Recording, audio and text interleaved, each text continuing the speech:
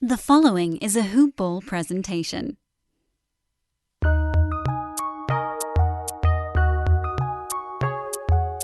Welcome to the Fantasy NBA Today podcast.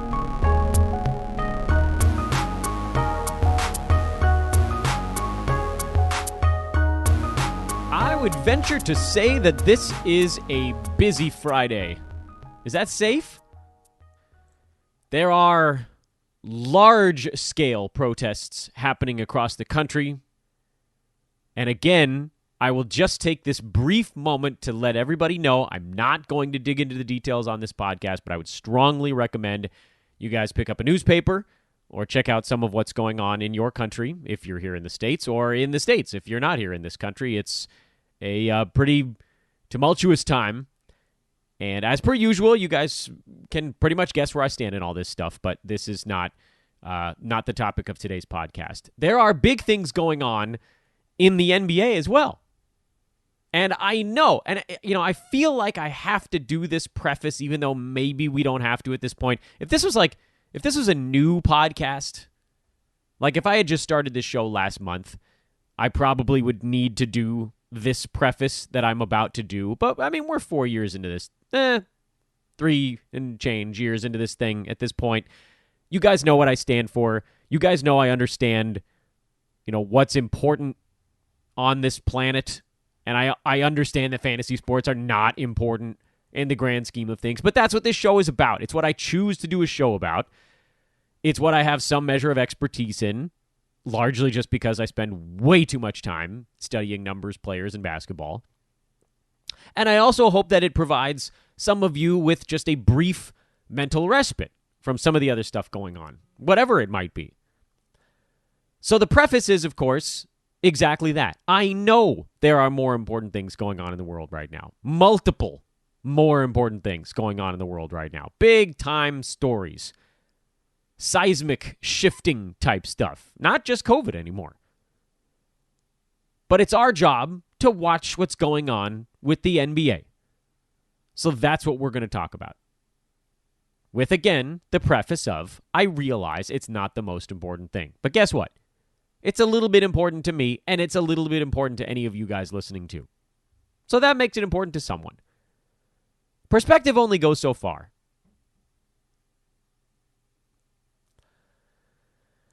So, what are we talking about on today's show? One, this is Fantasy NBA Today, a hoop ball presentation. Thanks as always for tuning in, everybody. I'm your host, Dan Bespris. I really overpronounced the S's. Technically, I guess that's right. I am Dan Bespris. They're soft S's. But I don't mind if you call me Besbris. That's fine. I've been called a lot of things. My wife took my last name. She's an idiot. She's a doctor, so that might be an incorrect statement. But she did get called Dr. Bieber, and that's the funniest damn thing ever. You can call me whatever you want. What's the old expression? Just don't call me late for dinner. I'm at Dan Bespris on Twitter, DanBesbris. Hoopball, of course, is at hoop-ball.com, at hoopballfantasy, at hoopballtweets. And as per usual, good stuff continuing to rumble along over at Hoopball headquarters. Hoopball HQ, HBHQ. Latest fantasy snapshot of the Los Angeles Lakers. We got some stories brewing about the Wizards resuming voluntary workouts, Celtics opening their practice facility, Knicks opening their practice facility. All these things are little and decent positive steps towards a resumption of the NBA season. But the big news of the day, which is what we're going to open with, technically, on today's podcast, is that the NBA had a Board of Governors call with Commissioner Adam Silver today, Friday, May the 29th, and a target date has been set for the resumption, the return of the MAC. The NBA season expected to be back July 31st.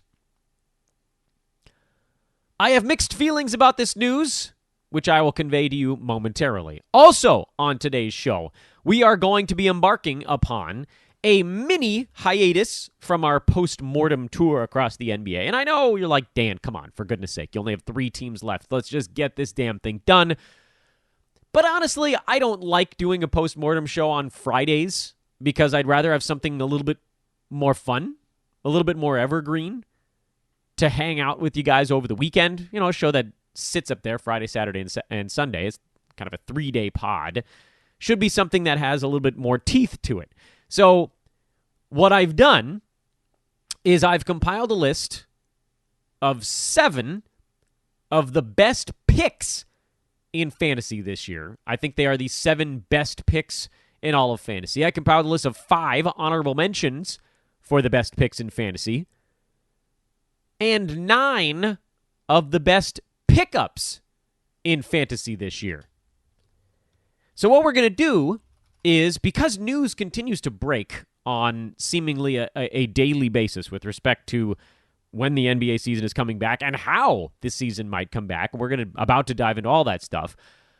I thought, look, those stories by themselves usually take us about 10 to 12 to 15 minutes on the podcast. That's not enough for a show. The postmortems tend to take about 35 to 40 minutes apiece. You could pair up a big news story with a postmortem, which now is seeming more like a mid-mortem. Although, really, let's be honest, the regular season seems like it's pretty much done for fantasy purposes. But that's going to give you a pod that's like 50 minutes long. And that's fine. During the regular season, you know, most of these podcasts were in that 45 to 60-minute range. When nothing's going on right now, I honestly don't think you guys want a 60-minute podcast that may or may not be relevant when basketball actually starts up again. We're just pouring through notes right now. That's what we're doing. We're studying for the fantasy final exam, and we have no idea when it's going to be. So we just keep studying our notes over and over again and looking for clues and trying to figure out what question the professor's going to ask. So we're going to pair up news stories with some of these features. These are feature pieces on the podcast now, which are, and I think we can call them affectionately, the best moves in fantasy. 2019-2020 edition, meaning the best draft picks and the best pickups. 12 and 10. I guess it came down to 12 and 10. But let's start with the news of the day, and it was significant. July 31st. Why do I have mixed feelings about this? Honest to goodness, it's almost not fair for me to have mixed feelings about July the 31st. Because if 1 month ago, when everything looked like it was up in flames, I mean, think about it. The end of April, we were hearing, you know, there might be some cities that try to do a couple of things in May. A few of the places that were pretty aggressive with getting their various businesses open again and a little bit more freewheeling with the potential health ramifications. We're just getting little inklings of that type of stuff. The more cautious states, nothing was happening. I mean, at that point, they were like, oh, well, something might happen in the next 2 weeks or something like that. And if you go back like a month and a half to mid-April, things were still we're still shutting down. That was a month into the NBA being shut down, and some states were still like, should we close some stuff? So if at that point, you were like, hey, what's up, Dan? It's April 25th. What if we told you we were going to take a 3-month break on top of the 1 month we've already been closed? So we're going to take a 4-month break, and then you're going to get basketball back. I probably would have been like, sweet, start the timer. But today, to hear July 31st, I kind of felt a little bit sad because a lot of these other discussions, and again, they were unsubstantiated, which is why even when we talked about them late last week, there was that report out of Indiana that seemed timeline-wise to make some sense, but it wasn't, again, no one had substantiated the rumor that we were working off of, but just doing the math ourselves even, it was like, okay, well, if we're expecting to get a report on what the NBA is going to do next week, it was always supposed to be between June 1st and June 15th, and then league owners and GMs started saying, well, probably the week of June 1st. If we even looked at the middle of next week, which would be June 3rd, that teams are like, okay, report back and let's quarantine. You figure everybody is back by June 8th in whatever city they're supposed to quarantine in. Maybe they just go straight to Orlando. Maybe some players quarantine in their home city. That takes us to June 21st, where hopefully teams have done either they can do their training camp in their home city, or they could, I guess, do it in Orlando. It seems like they should probably try to do it wherever everybody's going to be playing, because then you don't have to re-quarantine. But so let's say everybody then regroups. Maybe they do a little bit of stuff in their own place. The idea that they should have to quarantine twice is a waste of 2 weeks. And you lose whatever kind of ramp up you were getting from these guys. Their bodies cool back down again. So let's say on June 22nd, training camp starts. 1, 2, 3 weeks would take you to July the 13th. And then everybody thought, all right, well, a couple, 3, 4, 5 days after that, you could start this weird regular season. So I was looking at somewhere around July 15th, maybe between the 15th and the 20th. If no one had ever given us the indication that that was a possibility, July 31st as a target date, I think we all would have been pretty stoked. Of course, if someone had said to us immediately, hey, we're going to try to come back on July 31st, I think we all would have known immediately, oh, you guys aren't going to play 15 regular season games. That's off the table. So that's the reason I'm a little bit sad to hear July 31st, because all of a sudden now it feels like I'm going to be waiting 2 weeks longer than I thought I would. But at the same time, I have to put this all in perspective again. The perspective on this is, hey, all this guessing we've been doing the last 2 weeks since we started getting word of positive momentum, since we started hearing that teams were optimistic about a comeback, this is great news. This is like, look, this is a target. We have a plan that's coming together on safety issues, and now we just have to figure out some of the other formulas. This is the first time they've ever given us this kind of indicator. And Lord knows they've given themselves plenty of wiggle room. That's still 2 months to get everything into place, and it's still a target date. It's by no means an official relaunch date. But damn it, it's a big something. It is not nothing. All these little things we've been looking at, all these little steps towards actually getting to watch basketball again. And now, the Board of Governors and Adam Silver have come together to say, look, this is what we're trying to get done. This is what we're working for. The other part of the news that came out today, Friday, is that not only did the league and the Board of Governors discuss when they'd like to return, they discussed 4 scenarios by which the NBA could return. And those 4 scenarios are based roughly on how many teams they want to bring into the bubble. By all accounts, the least likely of those 4 scenarios is bringing all 30 teams back. That plan, by the way, this was Shams, Woj, Ramona Shelburne. You guys know I'm not doing the digging on this. I am reporting to you on things that I have been seeing put out by the people that actually do the digging.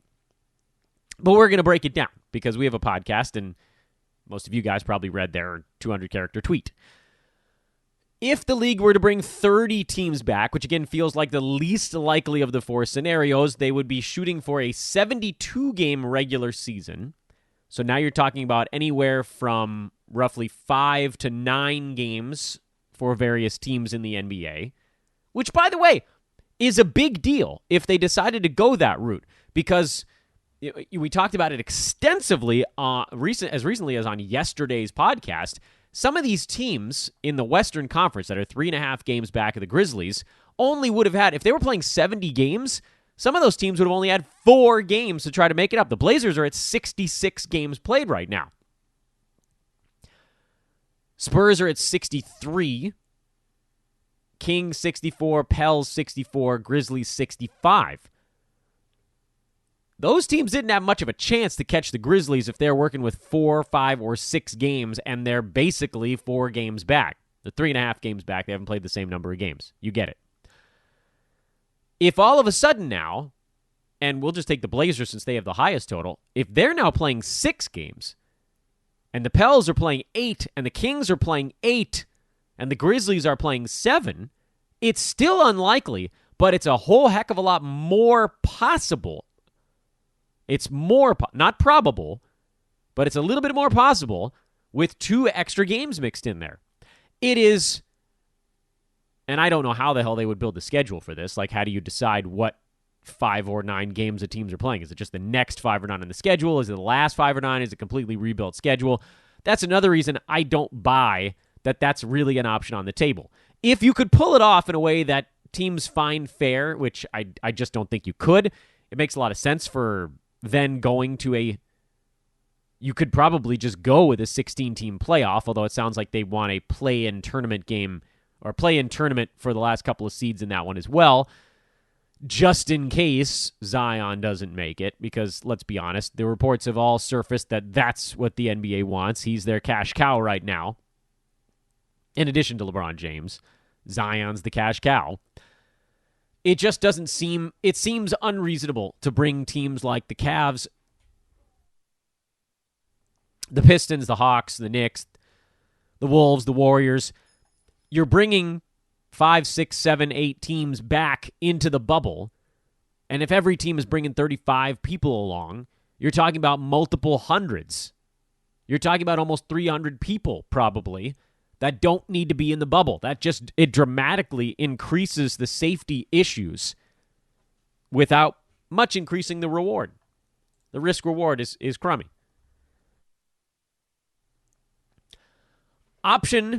Another option on the table is to go straight to the playoffs. You just bring the 16 teams back that are already in the playoffs. This one seems somewhat unlikely because a lot of teams want to get that next regional television contract money. We've heard over and over and over again that they want to hit that 70-game threshold somehow with some number of teams. Even though this actually probably makes the most sense just from a what's fair standpoint. If you're like, you know what? You weren't in the playoffs. I don't care if you were trying to make a run. The teams that made it, made it.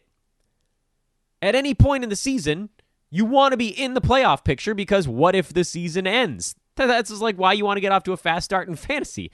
You don't want to be chasing. You just don't know what the end of the season might bring. But in addition to the TV revenue side of the equation on this one, we've also heard that teams and players want regular season games as tune-ups on top of kind of a weird training camp. They want games that matter a little bit. They want to play against other teams that would like to beat them. Teams want to play against other teams that care, even if you're a team like, say, the Lakers, who probably doesn't care at this point. They have a big enough lead that they're likely not dropping out of the one spot in the West. Milwaukee, same story in the East. Those teams, I'm sure, would love to play against a team like, say, Utah. They're fighting for home court in the playoffs. You want to play against teams that are going to give you at least a B-level effort. Because training camp, you're getting a D- level effort. That doesn't really get you into playoff game shape. There needs to be this ramp up. In addition to just getting the body loose, they want to have some competition. If a playoff game is 100% on your throttle, it's hard to go from 0 right now to training camp, which is like you're rolling at about 30%, and then straight up to playoff. You want to have some regular season games in there. Maybe a few that you're not trying that hard, where you're going at about 60%, and then maybe a few where you really are trying. You're not going playoff trying, but you're rolling at like 75, 80%, and you ramp up, and that's good for their bodies and their minds. So I don't think the 16-teamer is happening either. It seems more and more likely that the NBA is going to get creative with one of the other 2 ways we're hearing that this season may recommence.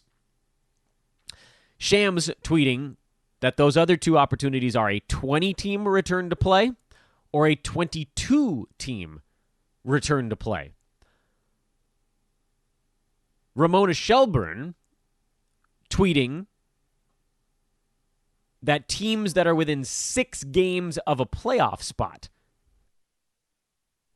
might be invited back, which I believe is just Washington in the East, Portland, New Orleans, Sacramento, San Antonio, and Phoenix out west. That would be the 22-team scenario. 5 teams in the Western Conference, 1 team in the Eastern Conference. Ramona tweets, why 6 games? This is a quote, by the way, because historically teams haven't been able to come back from more than 5 games with this number of games remaining on the schedule. Whatever this many is.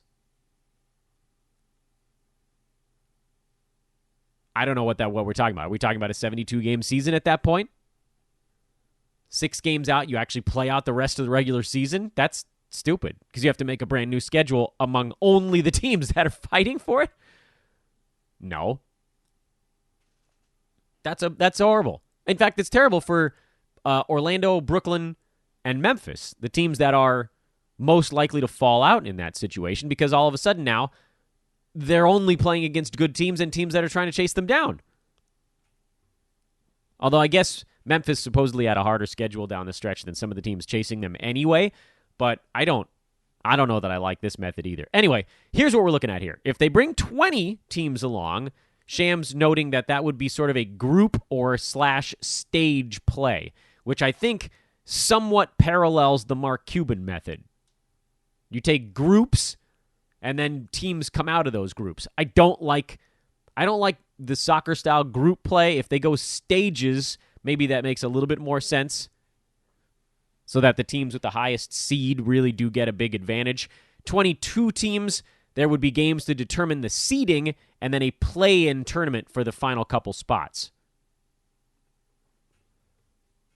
I got to give the NBA credit. They could have just gone the NHL route and said, you know what? This is what we're doing.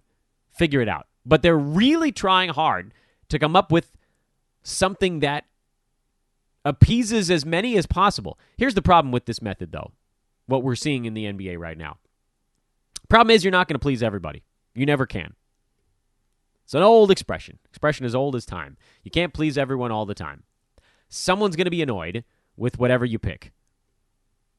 Someone's going to be annoyed. Some team that didn't want to come back is going to have to come back, or some team that wanted to play isn't going to be allowed to play, or somebody that's in the playoffs is going to mess with their seeding, and they're going to be upset, and everybody's going to be writing stupid articles after the fact about how there's an asterisk on this and so on and so forth. The one thing I think we should all remember, regardless of what the NBA decides as they come back and play these ball games, whether it is indeed July 31st or something near there, is the teams at the bottom of the playoffs don't win the championship. It just doesn't happen. Since the NBA went to a best of 7 in every playoff series, the teams that win the championship come from the top few seeds. It's not always the team with the best record in the NBA, but damn it, it's not usually that far off. Last season, Toronto had the second best record in the NBA. They were the 2 seed in the Eastern Conference. The Cavaliers, LeBron's exit. They were a 4 seed. The Warriors were a 2 seed when they're going to the finals. Warriors were the 1 seed the year before that. I mean, there aren't big surprises. There just aren't. 7 seeds don't make the finals. Remember when the We Believe Warriors won 1 round? It was awesome. It was so cool. And then Baron Davis dunked on Andrei Kirilenko, but the thing I think everybody forgets, they lost that series. 2006-2007, the We Believe Warriors were 42-40. They beat the Mavs, who were 67-15. It was great. And then they played the Utah Jazz, had a big dunk, and got clobbered in that series. Those low seeds don't win the championship. So we can go back and forth about this all we want. I say, let more teams in. Because they're not going to win the championship, and we just get to see more playoff games. Go with the Mark Cuban method. Go with 22 teams and try to figure out, maybe you take the bottom 8 and they play for the final 2 playoff spots. Top 14 are locked in, bottom 8 duke it out in a 22-game thing. Take 20 teams and do it Mark Cuban style, where you take the bottom 4 and then those 2 play the previous bottom 2. I don't care, man. Make it best of 1 or best of 3. Do whatever the hell you want at this point. if your league starts effectively August 1st, because that's what we're talking about. You can call it July 31st, but it's easier to just think of it as the start of August. The regular season at this point then would take you 2 weeks into August. The playoffs would start by probably about August 17th or 18th. And I'm thinking the NBA would like to have those over by probably the first week of October. Maybe like October 9th. You probably have about 2 months off, and then next season would start right around Christmas. Playoffs end, say October 8th. You probably have the draft the next Tuesday or Wednesday. You probably have free agency the Monday after that. Maybe that's October 19th. And then we're off and running. Fantasy draft time. Beginning of December. Probably going to be drafting fantasy the beginning of December. It's going to be crazy, but that's where we're sitting right now. So big news today out of the NBA. It sounds like we can almost start our countdown clock, and the cool thing about the countdown clock is that there are little things that happen along the way. We are going to have, if you have a local TV network that carries your team's NBA games that you root for, you're probably going to see video footage of some of this stuff. Although I don't know how the social distancing works on that. Set up a camera in the place. Maybe you get some socially distanced interviews. We're going to have content soon, I think. Maybe at the end of the players quarantining inside of their new bubble. Oh, man. We're almost there, guys. We're almost there. I have one final thought on this topic. Get it together, baseball. Good grief. Everybody else is figuring it out, and baseball's pooping down their leg. All right.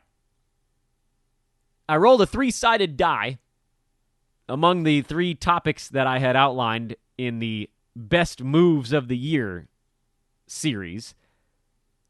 I actually flipped a coin because you guys don't care about the honorable mentions. I think those will probably get lumped into something else. And I wanted to go with the best draft picks of the year.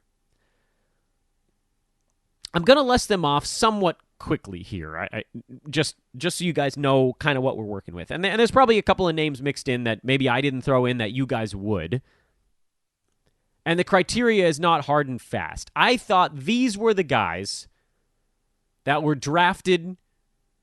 I'd venture to say you probably find these guys on a lot of winning teams. And I'm actually, as I'm doing the podcast right now, I'm going to move one of these guys from the best draft picks into the honorable mention category. So it actually becomes 6 and 6 in those instead of 7 and 5. The best draft picks of the year. Guys that were picked way too low and then had a massive, massive impact on fantasy teams for a couple of different reasons. And the list is, and this is not in any particular, the order that this is in is how the guys ended up ranked this year. It's not necessarily in the order of which one is the best draft pick or which one is the worst. But the names are Hassan Whiteside, Jason Tatum, Chris Paul, Kyle Lowry, Freddie Van Vliet, and Brandon Ingram. I believe those are your 6 best draft picks in fantasy this year. And if you're yelling at me that I left the name off, it's possible they're on my honorable mentions list. It's also possible they're not.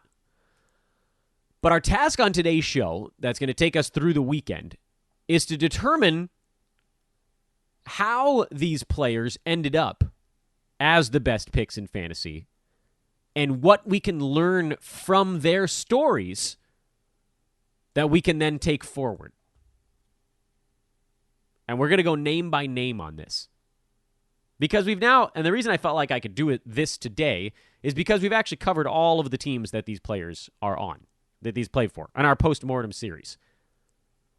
In fact, I think, I'm almost positive, actually, that everyone on all of my lists we've covered. I don't think there's a single player in my best moves of the year list from the 3 remaining post-mortem teams, which is Brooklyn, New York, and who the hell am I forgetting? Who the hell did I hit? Wow, why is this happening to my brain? The 76ers. Sure. Sorry, Philadelphia. Yeah, I don't think Brooklyn, New York, or Philly had any of the best moves, any of the best draft picks or free agent pickups of the year. So we're able to do this little foray into this side discussion right now because we've profiled all of these players. Hassan Whiteside finished the year as number 8 player in fantasy. And we're going to be using the Basketball Monster ranking sheet because I love the way they break it down by value, meaning what is this player's value to an individual roster slot when compared to basically someone who provides you league average value, which, as we've discussed before, are guys ranked in that 65 to 70 range. And what are they? What's their value from a statistical standpoint? Hassan Whiteside, as the number 8 guy, I mean, this is a really big deal, was drafted roughly in the 70s. His ADP was 76.2 this year. He finished the season at 16.3 points, 14.2 rebounds, an assist, just under half a steal, 3.1 blocks per game, 61.8% shooting from the field, 68 at the free throw line, and 1.9 turnovers. How did he get to this point? And why? Because it's also important to compare this to what we were thinking going into the season. Why was this a guy that we didn't end up with all that often? I mean, this is one of the best picks, if not the best pick in fantasy, and I didn't have any Hassan Whitesides on my teams. How did this happen? Well, I'll tell you how it happened. First of all, I should point out that he went right around 80 in my most competitive league, so the ADP was actually fairly accurate for Whiteside. He wasn't terribly far off from where most of the mocks had him going and most of the previous drafts had him going and sort of the overall massive average of things. The main reason that we didn't end up with a bunch of Hassan Whitesides on our team, is that last season he shot 45% at the free throw line on 3.5 free throws per game. He was the worst in the league. You had almost no prayer of being even in the middle of free throw shooting in your league with a guy posting that type of number. And the beauty of the fact that, websites store data forever is you can go back to last year and you can see the impact that his free throw shooting had on his numbers overall. It was not good. Who were some of the worst free throw shooters in the NBA last year? I mean, the usual fare. Right? Nothing surprising anyone. Hassan Whiteside was ranked 96th last year, and his free throw shooting placed him down with Steven Adams, who was at 50% on slightly greater number of free throws. Ben Simmons, who was at 60% on way more free throws last year. Andre Drummond was down in that grouping. Rudy Gobert was down in that grouping. But Hassan Whiteside was the worst. He carried the torch all by himself. He had the mantle of the single worst impact free throw shooter in the NBA last year. And that is a hard pill for me to swallow. You guys know how much I care about the percentages because I'm a big-time roto guy. But overlooking the fact that he had actually been trending up in that department prior to last season's mental breakdown with Miami. My thought there was, I am generally concerned and genuinely concerned. I am both of those things. That Hassan Whiteside had developed the yips at the free throw line. Moving teams, whatever, that he was just now a horrible free throw shooter. And if that continued this year, he took more free throws this season than last year, his value would have plummeted. His other stuff was very good. His scoring was up. His minutes were up. His shooting percentage was up. His rebounding was up. Steals were actually down, but who cares? That wasn't really what you were drafting him for anyway. And then blocks were, about what you'd expect. They were up a little bit on per 36s. But he just got playing time. I mean, we're talking about comparing this most recent Hassan Whiteside to Miami 2016-2017, when he played 32.5 minutes a game for the Heat and averaged 17 and 14, and now with the Blazers, 31 minutes, and he averaged 16 and 14. He averaged 3.7 blocks per game that year. That was a first-round level. Sorry, 2.1 blocks per game that year. It was 3.7 the previous year. So his blocks actually went back up compared to that season. A little bit of an outlier. When he played a ton of minutes, that was a number that was coming down a little bit. But oh, folks, one thing we always forget. Not just that he was able to get out of Miami from a place that things had soured a little bit, but that it was a contract year. The magic of the contract year. And perhaps that was the greatest piece of the puzzle we overlooked. We also thought Zach Collins was going to play this season and that he and Whiteside would likely end up splitting the minutes at center. And so you could put that in the, okay, well, we didn't see that guy missing the entire season portion of the proceedings happening. If Zach Collins is healthy, I know you guys are like, he was going to play power forward. Malarkey. Baloney. These two dudes were not going to play side by side all season long. That was going to be a horrible experiment. And even if they were on the floor together for some stretches, ultimately Zach Collins was going to be playing center and taking minutes away from Whiteside. And those 31 minutes a game for Hassan was probably going to be more like 26 or 27. So yes, it was going to be better than last year in Miami, but 31 minutes was a far cry from the likely end point if that team was healthy. Is someone going to sign Hassan Whiteside and give him 30 minutes a game next year? I doubt it. But what did we miss? That's what's important. What did we miss? Why didn't we have more Hassan Whiteside? Well, with his ADP at 76, if his free throw shooting was as awful as usual and he was going to be playing 27 minutes a game, 76 was probably about where he was going to end up. Again, we mentioned last year he was 96 in 23 minutes a game. You throw another 15% on top of that, it moves him into probably more of a top 75 valuation. What we didn't see was another 5 minutes on top of that, largely related to the Zach Collins injury, and a power boost in his block rate. Both of those things happened, and his free throw shooting came back. What are my regrets, or our regrets, when it comes to Hassan Whiteside? I think the regret here has to be what I didn't do, and it's probably because I had a lot of Hassan Whiteside last year on fantasy teams, and so I lived through that 45% free throw shooting all damn season long, is that was the absolute worst case scenario. Hassan Whiteside in Portland playing about 26, I would say, minutes per game at a terrible foul shooting clip, was probably on his way to averaging about 14 and 12 on probably 55 to 60% shooting, around 2 blocks a game, with a question mark in the free throw department. If it was horrible, he was probably going to be around number 80, 85. And if it wasn't horrible, that's top 50. And that, I think, is where we overlooked Hassan Whiteside. Or I should say I. I said we, it's more of a royal we. I overlooked Hassan Whiteside because at 76.2, his ADP, I thought, all right, well, if his free throw shooting is horrible, what if that puts him probably at about 85 and he underperforms this ADP? But the upside was always really good.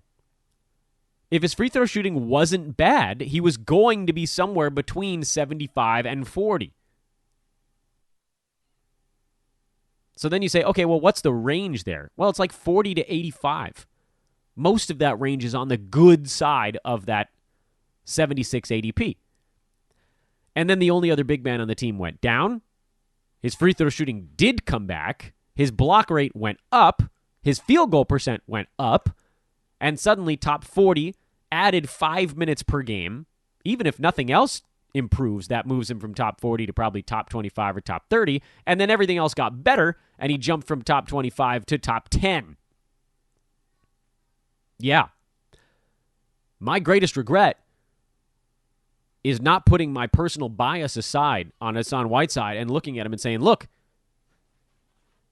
there's probably a 75% chance he does beat this ADP. And I was way too focused on the 25% chance that he doesn't because of how he would have not beaten that ADP. If his free throw shooting was terrible, it would have blown up my strategy in almost every league. But you have to be willing to take that chance. Jason Tatum, the next name on the list. He finished number 12. His ADP was 38.5. And you're like, damn, that's only a 26-point jump. That's a big one. Guys in the 38 range in fantasy this year, Rob Covington, Kemba, DeMar DeRozan. Guys near Jason Tatum this year, LeBron James, Bradley Beal, Jimmy Butler, Chris Paul. You think the caliber of player is a little bit better there? This is a guy you probably got at the end of the third round or the beginning of the fourth round, and he ended up playing like a first rounder. That's a colossal jump. Why didn't we have more Jason Tatums on our fantasy teams? Well, in reality,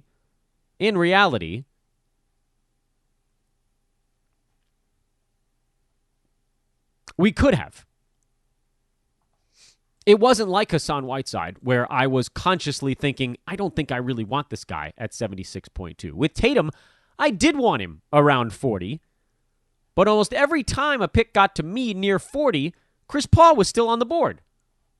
And I just felt more confident in Chris Paul than I did in Jason Tatum. And I don't regret that at all, even though Tatum finished just ahead of Chris Paul in per-game ranking. Actually, Paul was slightly ahead of him in totals, more games played to this point. I don't regret that decision at all, and Chris Paul is actually the next name on the list, so we can probably analyze those two guys together. Because those where Hassan Whiteside was one that we whiffed badly, Tatum and Paul were ones that we got right. I thought Jason Tatum was a really good post-hype selection near 40. I thought he would probably finish near 25 or 30. I didn't think number 12, but a win's a win. He ended up ratcheting his usage higher than I could have ever expected. I thought for sure with Kyrie Irving gone, he had an opportunity to kind of step into like a 1A or a 1B type thing, but he really did just become the solo number one on this team. It really wasn't 1A, 1B. It was Jason Tatum number one, and then it was like Kemba, Jaylen Brown, Gordon Hayward, everybody else, 2A, 2B, 2C, etc. So he actually took one additional aggression step forward that we didn't even see coming. But this was a relatively easy one to predict a win on. He didn't improve as much as people wanted him to last year, so the shine came off. In addition to the shine coming off, which tends to depress fantasy value a little, or perceived value a little bit, he had the main guy in front of him, the guy that was marginalizing his ability, the guy that kind of took over the identity of the team and made everybody sourpuss, that guy left the team. Sorry, Kyrie Irving, but that's kind of what you did in Boston. For better or worse, everyone else got marginalized. So this was a double whammy and a pretty easy one to see. Jason Tatum was going to have a bigger role this year.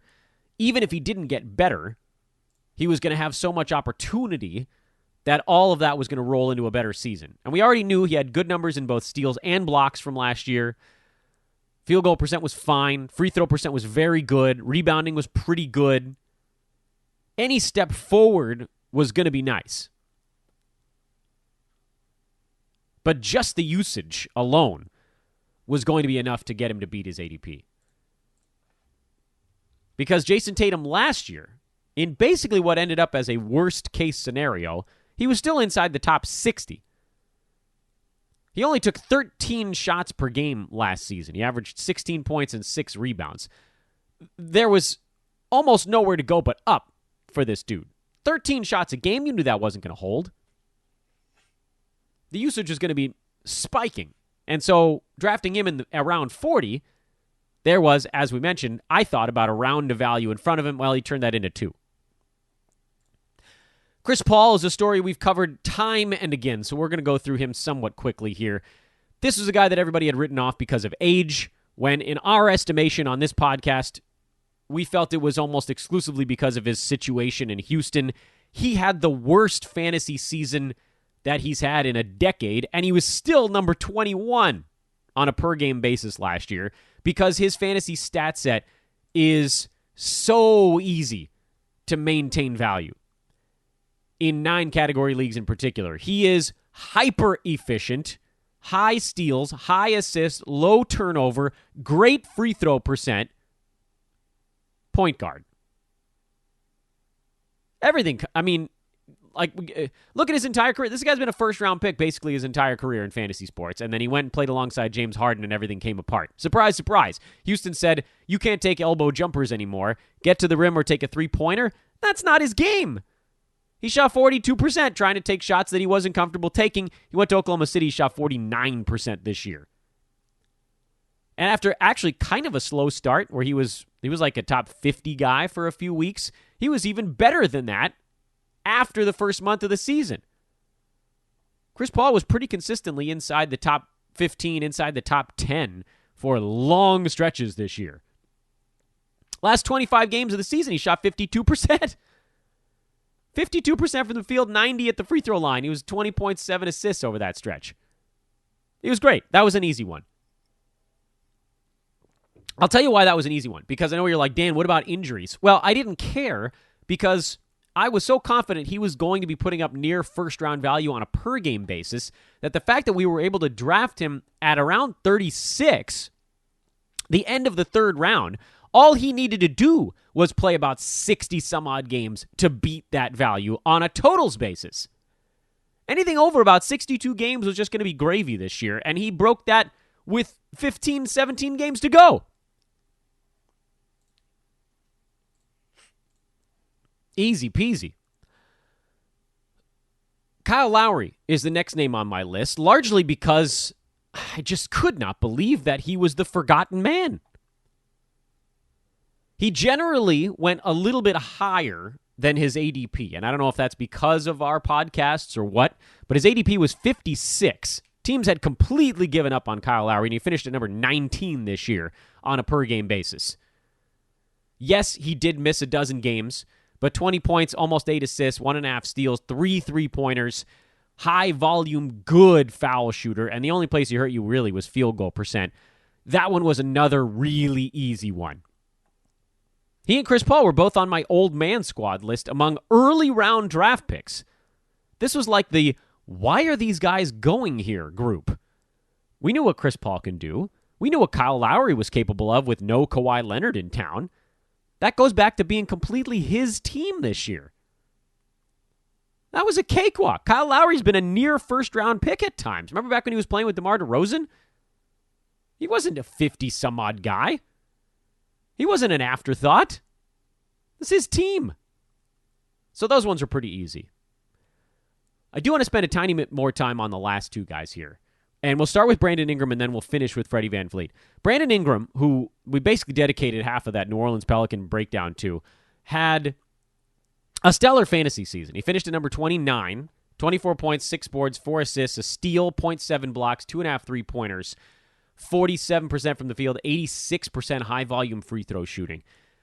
I don't feel bad at all about not getting this pick right. Right? I don't feel bad about that. Because every indicator was that Brandon Ingram was not going to have a game that translated well to fantasy. He had a good field goal percent. He scored the basketball well with the Lakers. And I guess for a lanky small forward, he passed the ball relatively well. 3 categories, however, doth not a fantasy player make. And as we always do when handicapping these guys, the story with Ingram was, all right, look, he's going to have to fix defensive stats, one or the other or both. He's going to have to fix his free throw shooting, and he's going to have to fix 3-pointers or some weird combination of those. Or otherwise, he's going to be stuck in that 125 to 175 range. He was going to be like new Andrew Wiggins, a guy who had a couple of categories he was good at, but way too many he was bad at. And then completely out of the blue, in his 4th year in the NBA, his steal rate doubled season over season. His steal rate doubled from last year to this year. His assist rate stayed relatively constant, but he saw the basketball more. His rebounding rate went up. He went from hitting half a 3-pointer a game on 33% to 2.5 3-pointers a game on 39%.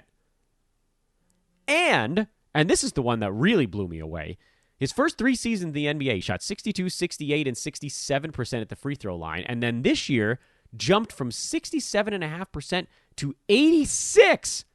high volume. I mean, this was not a limited sample size kind of thing. There was almost no way that anyone could have predicted he would fix steals, free throw percent, and three-pointers all in the same offseason. That never happens.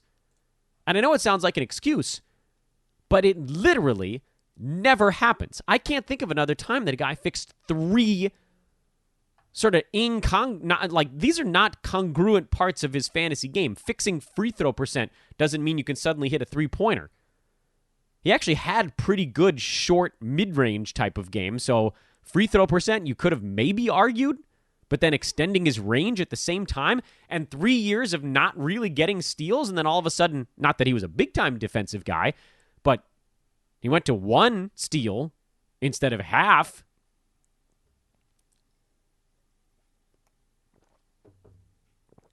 It's crazy. The only reason that maybe we should be kicking ourselves on the Brandon Ingram front is where he was getting drafted. He was getting drafted after 100. The 100th player drafted in my competitive league was Dwayne Dedmon. Guys that went after Dedmon that ended up as functional fantasy players this year: Marcus Smart, Brandon Clark, Brandon Ingram, Bojan Bogdanovic, and then they get really few and far between. Who the hell else is even mixed? OG Anunoby? You got to go like 20 picks down the list. So you're in an area there where you might as well take a shot on a guy that was expected to get pretty damn high usage. Still, even looking back, even with hindsight, I almost can't convince myself that taking Brandon Ingram at 110 makes more sense than taking Bojan Bogdanovic at 110. I was like, all right, well, with one of these guys, he's going to Utah to be a scorer. I know exactly what he's going to have to do, and if he maintains his percentages, he's going to be an easy top 100 guy. The other one is going to a team with like 9 offensive options, coming off of a blood clot, and has giant holes in his fantasy game. I see some of the other guys drafted in that area, not ones that I drafted. I see some of the other guys drafted around there, like Kuzma went a couple picks later. Justice Winslow was mixed in there. RJ Barrett was mixed in there. And like I could say, okay, I could make the argument to take Brandon Ingram over some of those guys where there's also pretty giant question marks, but actually with less upside. But I couldn't convince myself to take him over Brandon Clark, who I knew was going to have really nice fantasy game and someone that Brew was talking to me about daily. I couldn't convince myself to take him over Marcus Smart. Or even if you go way down the list of some of the guys taken later, like, I don't know that I could have convinced myself to take him at this point over, hell, like a Spencer Dinwiddie I probably would have gone with first. I don't know. I guess Kyrie Irving was healthy. So what's the lesson here? The lesson is usage is value. And sometimes in that zone, pick 100 to 110 and beyond, it's worth it to grab a guy you think might take a bunch of shots and just hope for the best. Because that was really a wing and a prayer. I mean, you're taking a guy that just did not show fantasy game and hoping. And then it panned out. There's a little bit of luck, I think, involved in that one. Freddie VanVleet, I'm a little bit more annoyed about. Of the names that we're talking about here, the two, we got 3 of them right, Tatum, Paul, and Lowry. Brandon Ingram, we got wrong, but I don't care because I don't think we did anything wrong in that handicap. Hassan Whiteside, we got wrong, and I think it's because I let emotions get the best of me. And Freddie VanVleet, honest to God, I don't know why we didn't get more of him. This one may be the most frustrating of all of them. Perhaps it's because he looked almost like a glorified Jalen Brunson last year. He could score, he could get assists, he could hit some threes, but he really didn't do anything else. And a terrible field goal percent. And then this year, VanVleet. Last season, by the way, Freddie VanVleet took 9.4 shots per game in 27.5 minutes a game, averaged 11 points and 5 assists with a steal and almost 2 3-pointers. He was not really close to fantasy value. This year, in 36 minutes a game, usage is value. Usage is value. Playing time is value. He averaged 18 points, 6.5 assists, and 2 steals per game. much closer to his steal rate from 2 seasons back. Also 2.7 3-pointers, and a good enough volume, 84% at the free throw line. This is a guy that actually made a lot of sense to take where he was going. Van Vliet had an ADP of 87.6, which would be somewhere generally in the middle of the 8th round. And that's actually exactly where he went in this competitive draft. The guys that were taken near to Freddie Van Vliet, Ricky Rubio, who I think actually by all accounts was an easier draft pick to make at that point. I don't regret that decision. Jeff Teague, Zach Collins went in there. Jeremy Lamb, not a bad one. Tomas Satoransky, not a bad one. Mikal Bridges, a little bit of a hope on that guy. He got going later in the year. Jared Allen, Victor Oladipo, Joe Ingles, Lou Williams, JaVale McGee. This one is a real hindsighter because we had no idea what Zach Collins was going to do. I didn't have any Zach Collins. Jeff Teague, and we thought that he might kind of plod along in Minnesota. Satoransky, he was going to a weird new place where it seemed like he was going to have a role, but we didn't really know for sure. The one guy in this group that we figured would probably have a nice role was, well, Ricky Rubio, but also Freddie Van Vliet. We knew his minutes were going to go up. The question was always, what would his fantasy game do? Would the scoring and assists go up and then everything else stayed about the same? What we didn't see coming was that he went from fairly average in defensive stats to one of the best. He was among the league leaders in steals per game. 4th, actually, in the NBA in that department. Behind Ben Simmons, Chris Dunn, and Andre Drummond, of all people. And the lesson certainly to be learned there is understanding that if we were that high on Kyle Lowry, we kind of needed to be higher on Freddie Van Vliet because Kawhi Leonard's massive hunko of shots was suddenly up for grabs. So that one bugs me. We should have seen that one coming a little bit better. I don't know about top 25. I think we figured, he was going at 87.6. There weren't that many other guys in that territory that I was all that hot to trot for. And there was, for a Van Vliet, there was a pathway to more like a top 60 kind of season. And then the giant jump in steal rate. That's really what leapt him another 2 or 3 rounds farther forward. So we didn't see that one coming, but still with Van Vliet, it was similar to Hassan Whiteside, where the bottom for him as a starter playing big minutes was more like top 100, and the top was more like top 50, plus an unforeseen leap forward actually jumped him another 25 spots. For Hassan Whiteside, same thing. The bottom was probably 85, and the upside was probably 50 or 40 before the block rate, field goal percent went back up, and he fixed, and the free throw percent stayed. And then Brandon Ingram, I maintain, that's a guess. Folks, they got that right. We're basically guessing. So the best picks in fantasy, I think we had 3 out of 6 of them, more or less. Pretty pissed about what we did with Whiteside. Little confused about how we missed on Van Vliet. And not at all confused about Brandon Ingram. Have a wonderful weekend, everybody. This is, by the way, why I didn't want to do these things alongside postmortems either. They would go long. Monday, we'll see if anything breaks over the weekend on the NBA. I'd be kind of surprised. Seems like that Board of Governors call was probably the big news for us to digest for the next couple of days. And we will resume with more. We have honorable mentions and we have free agent pickups yet to discuss in the best of the best of the best from the 2019-2020 fantasy season. Not just who they are, but why. How do we make sure that we get most of these guys going forward? I'm Dan Besbris. Again, thanks so much for listening, everybody. Hit me up on Twitter at Dan Besbris. Follow Hoopball on Twitter at HoopballFantasy. Bug me if you want to be part of our operation over here at Hoopball. You can do it on Twitter or by email, writing teamhoopball at hoop-ball.com. And with that, we bid you adieu. We'll see you Monday, everybody.